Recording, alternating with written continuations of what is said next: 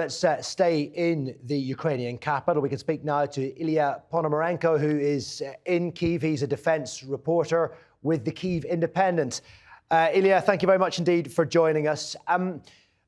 Vladimir Putin says it's all going according to plan, although that would be contested by many international analysts.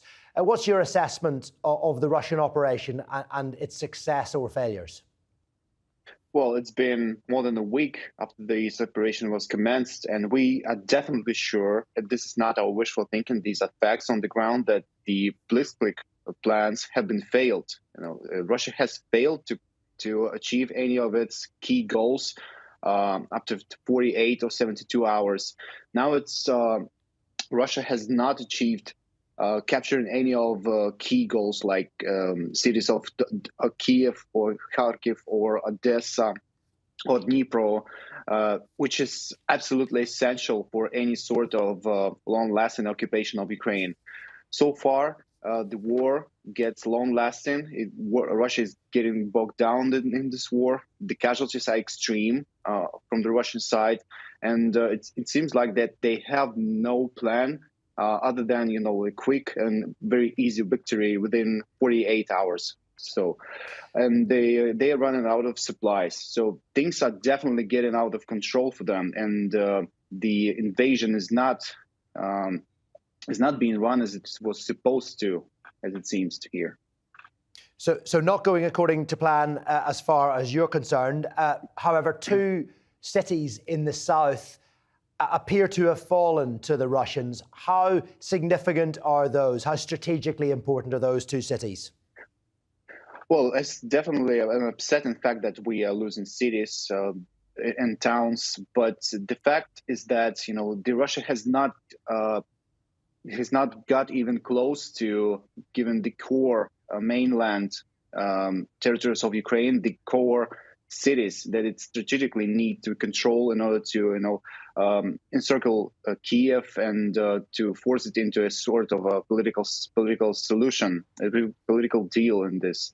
So far, the time works on our side, on the Ukrainian side, just because, the Russian forces are very limited in terms of their manpower and their ability to control the territory that they capture. The more territories that they capture, the less power they have it.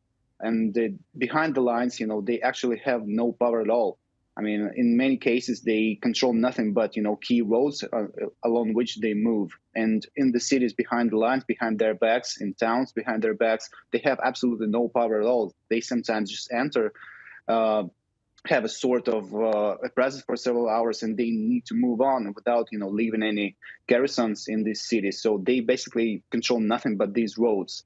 And so far, it is definitely the case that their movement has been stalled in Kiev and Kharkiv. They are underestimated the Ukrainian resistance and the ability to fight back. So definitely they're getting bogged down in this war. Yeah, all of that bodes well in some ways for Ukraine, but the facts remain that the Russian army is much, much bigger and also much, much better equipped. I mean, how did the Ukrainians go about preparing to take on a military size and strength of Russia? Well, in many facts, what we have seen over these weeks of fighting is that, the Russian military forces sent to Ukraine, they appear to be far less perfectly equipped than we expect. In many ways, we meet very poorly equipped, very poorly motivated military units, in many ways due to corruption, due to extremely poor maintenance, extremely poor logistics support, and they are running out of fuel. So definitely they have overestimated their own power and their own ability to fight.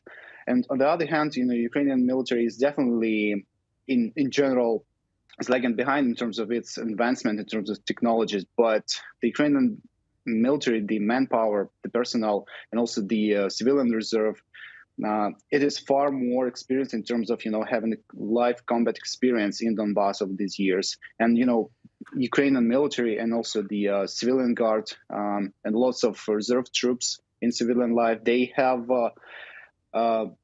they have way better conditions because they are on their home ground. They have full support from local population, and it gives a great advantage over the invading forces, especially given the fact that Ukraine is a huge land, the size of France, and it gives a lot of opportunities for the Ukrainian resistance, and lots of challenges for the invading military, which is not that numerous for the full-fledged occupation of the country as big as Ukraine. All of this may well be true, but in terms of weaponry, Ilia, we understand that supplies may be running low. Your president himself has called for more. So that's one factor. We also understand that you're expecting foreign fighters to come and boost your ranks. Can you confirm those things? Oh yes, we definitely want this. Because the Air Force, it's not a big secret that the Air Force of Ukraine is falling behind the Russian air superiority. And in many ways, what we can gain a foothold on is the advanced weaponry, because in many ways what we see on the ground over these days of invasion is that Russians basically use the same equipment, same old Soviet style military hardware and equipment as Ukrainians do in many ways. So the upper hand can be achieved and is achieved in many ways just because of Western equipment and Turkish equipment. By the way, the Turkish Bayraktar drones are doing a great job in terms of stopping the Russian columns. So the key to victory, to very successful defense, in many ways, is the Western equipment, the anti-tank defense, air defense units. So in many ways, we do want more advanced weaponry, but also, for instance, in many ways, and when it comes to home guard units, the territorial defense, which is basically civilians taking up arms and helping the military behind the lines, we also fall short of simple rifles, for instance, because there are so many people willing to join and fight that there are long queues. Even yours truly is waiting for several days to get a rifle and to become actually a territorial defense fighter. So yes, any sort of assistance is of great value, but modern equipment and including jet fighters are absolute value.